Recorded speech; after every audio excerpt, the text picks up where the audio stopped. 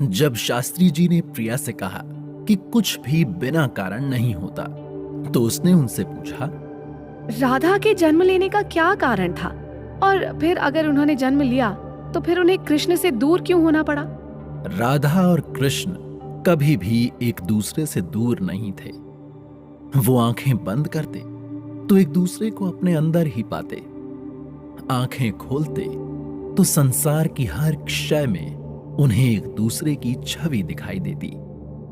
उनके बीच कभी भी मन की दूरी नहीं थी। ऊपर गोलोक में तो वो हमेशा साथ ही रहते थे, लेकिन धरती पर अवतार लेने के बाद उन्हें 100 वर्षों के लिए श्री दामा के श्राप के कारण एक दूसरे से अलग होना पड़ा।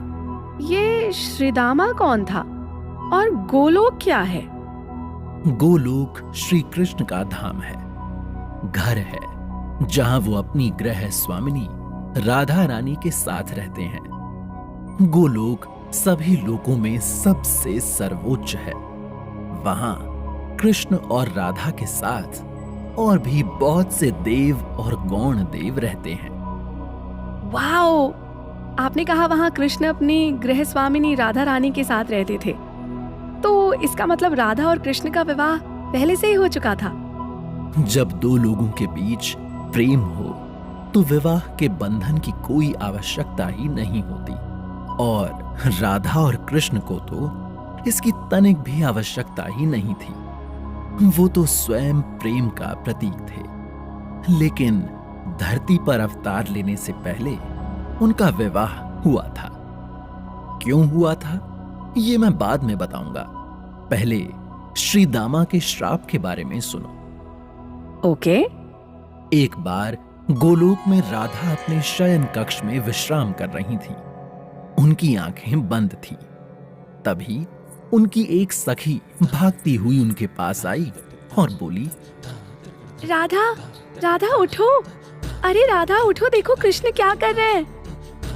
राधा ने तुरंत आंखें खोल दी और अपने चारों तरफ अपनी नजरें घुमाकर कुछ इस तरह देखा जैसे वो कुछ ढूंढ रही हो। जब उन्हें कुछ नहीं मिला तो मायूसी उनकी आंखों में उतर आई और वो उदास स्वर में अपनी सखी से बोली, अभी कुछ देर पहले तक कृष्ण मेरे पास ही थे। यहाँ से उठकर कब गए मुझे पता ही नहीं चला। कहाँ देखा तुमने उन्हें? वो इस समय एकांत में गोपी विराजा के साथ रास कर रहे हैं। ये सुनकर राधा क्रोधित हो गई और अपनी सखी से बोली, मुझे शीघ्र उस स्थान पर ले चलो सखी। आज मैं कृष्ण से जान कर रहूंगी कि मुझ में और विराजा में उनके लिए कौन अधिक महत्वपूर्ण है। राधा सूर्य के भांति चमकने वाले अपने रथ पर अपनी सभी सखियों के साथ सवार होकर उस स्थान पर पहुंची जहां कृष्ण विराजा के साथ थे।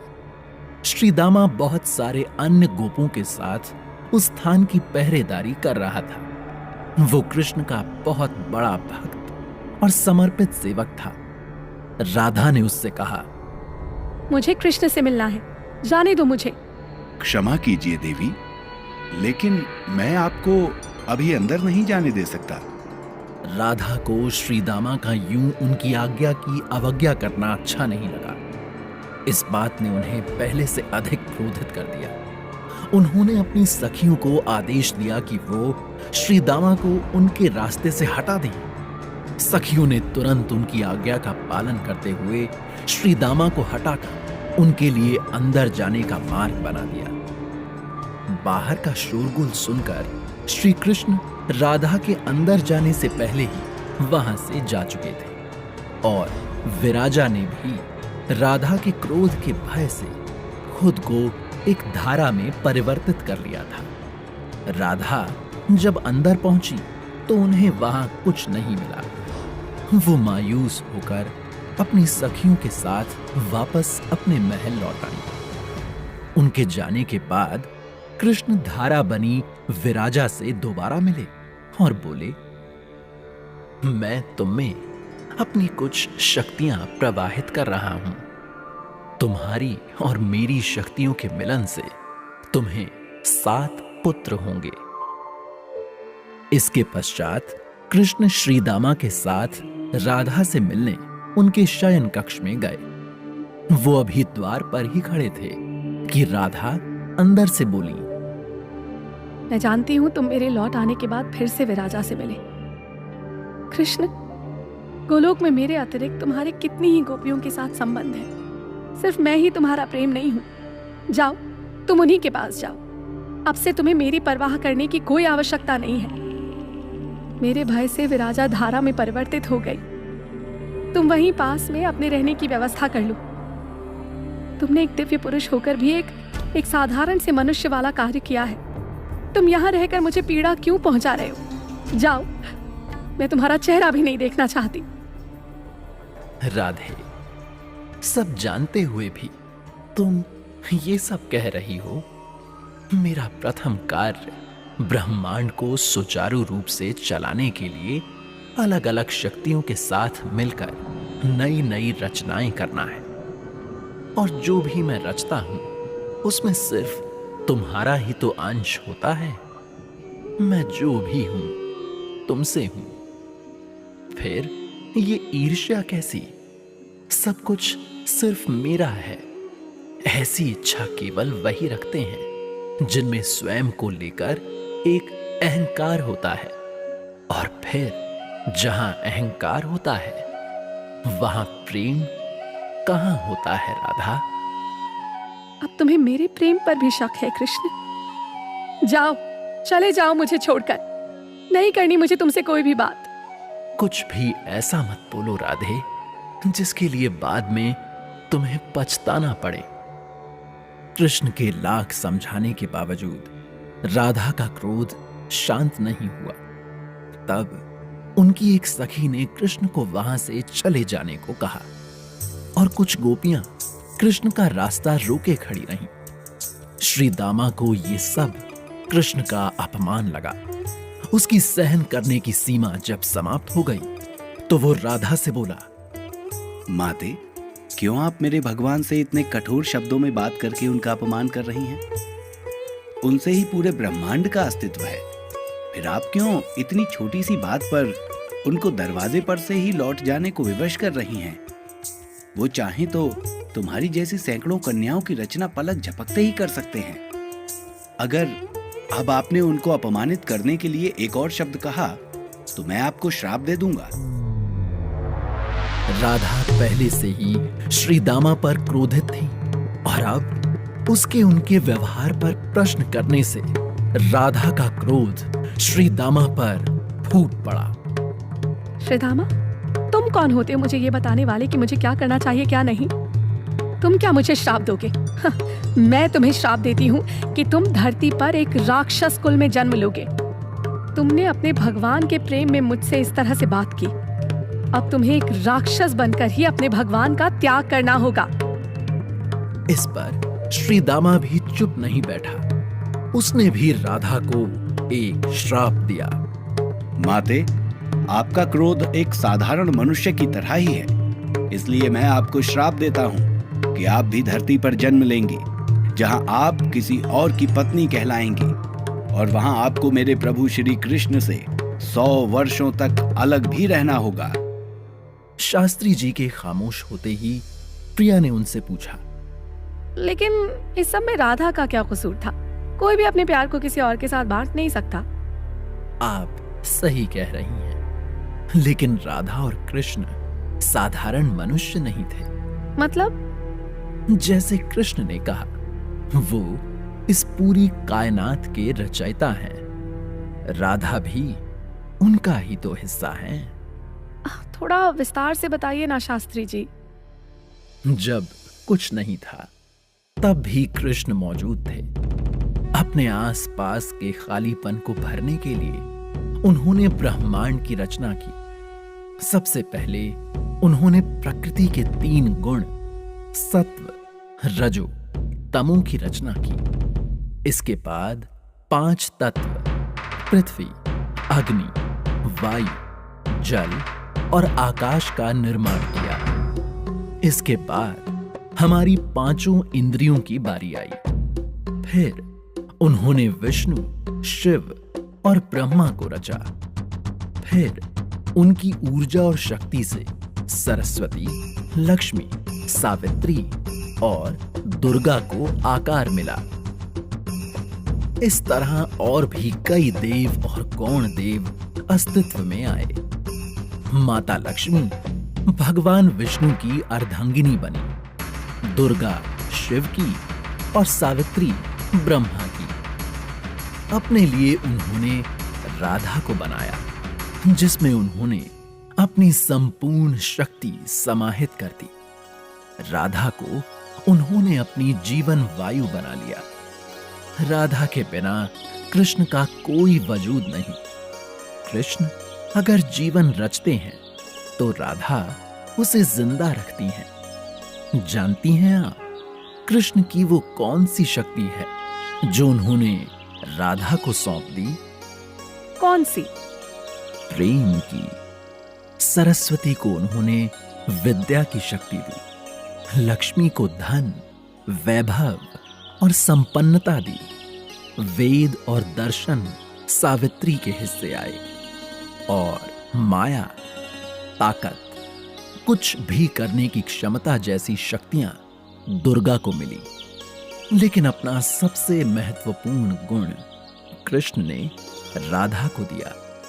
इसी प्रेम से उन्होंने समस्त सृष्टि की रचना की। एक तरह से ये पूरी सृष्टि कृष्ण के प्रेम का विस्तार ही तो है, और उनके हर विस्तार में स्वयं राधा भी मौजूद है। अगर हम अपने हाथ को चूमें और आंख इस पर क्रोध करें तो क्या वो सही होगा? इसलिए राधा का कृष्ण को किसी और के साथ देखकर ईर्ष्या से भर जाना उचित नहीं था। विराजा के साथ कृष्ण ने क्या रचा? विराजा वो धारा है जो पृथ्वी लोक को आध्यात्मिक लोक से अलग करती है। उनके साथ कृष्ण ने 7 समंदर का निर्माण किया था। कृष्ण का हर एक कदम किसी न किसी उद्देश्य से ही उठता है। राधा खुद एक दिव्यात्मा थी और वो इस सब के बारे में जानती भी थी। फिर क्यों वो क्रोध, ईर्ष्या और अहंकार से बच नहीं पाई? शास्त्री जी को प्रिया का ये प्रश्न बहुत अच्छा लगा। वो बोले, आपने एक बहुत ही उचित प्रश्न किया है। राधा कृष्ण की सर्वप्रिया थी।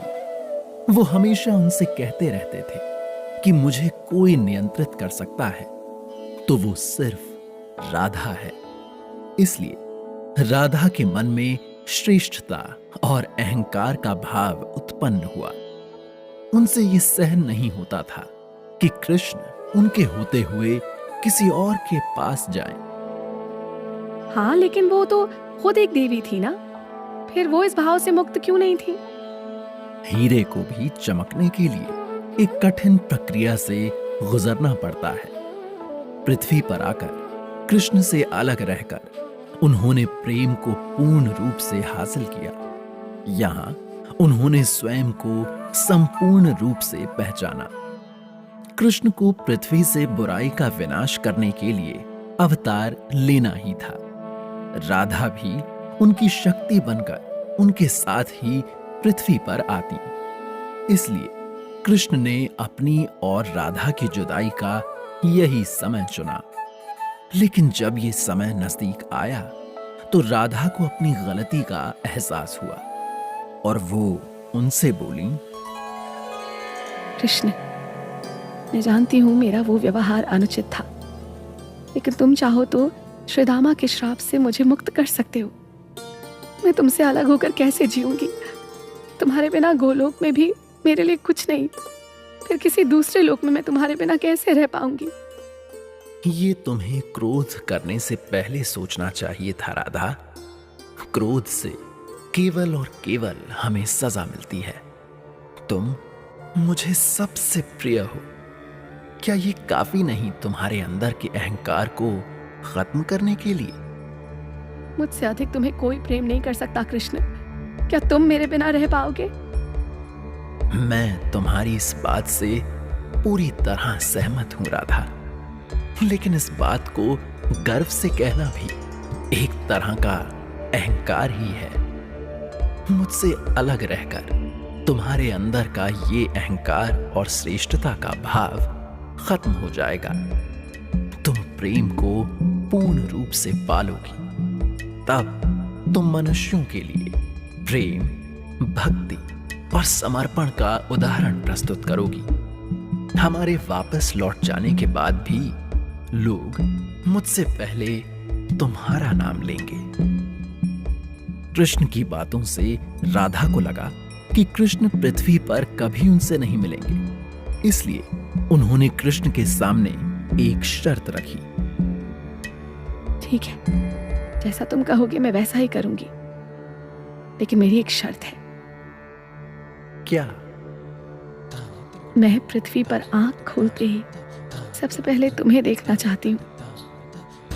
ठीक है राधे, तुम न सिर्फ सबसे पहले मुझे देखोगी, बल्कि मैं हमारे शुरुआत के 11 वर्षों तक तुम्हारे साथ भी रहूंगा। ये सुनकर राधा प्रसन्न हो गई और फिर तय समय पर पहले राधा ने जन्म लिया। फिर उसके 5 साल पश्चात कृष्ण ने। प्रिया बहुत ध्यान से सब कुछ सुन रही थी। उसने उत्सुकता से पूछा, उस समय किसी लड़की का लड़के से 5 वर्ष बड़ा होना बहुत बड़ी बात होती थी। क्या किसी ने राधा के प्रेम पर उंगलियां नहीं उठाई? क्या उन्हें उम्र का अंतर महसूस नहीं हुआ?